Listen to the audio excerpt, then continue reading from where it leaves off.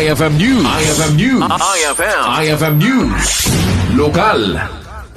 Nagturpos dagiti sa nga pulo ket talo a negosyante wenno entrepreneur ditoy probinsya di Kapatid Mentor Me Money Market Encounter.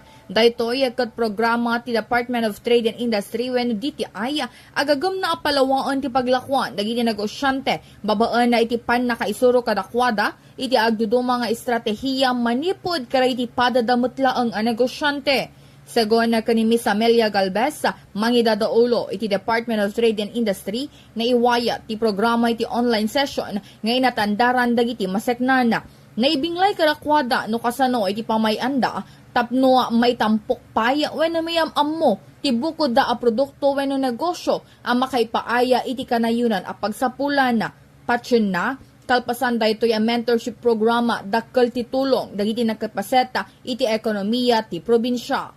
Mainay iti daytoy napadayawan ni Miss Margaret Albano, owner iti Art School and Office Supply, kas Best Presenter kanagunod na Party Champion Award. Kabayatan na, iyaw awis manan di Department of Trade and Industry, karag iti mangayat ang makipartisipar iti nasao a programa.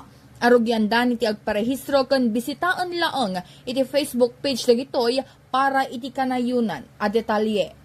Para iti IFM News sa Idol Bernadette Toledo, Tatak IFM. IFM News. IFM News. IFM News. Lokal.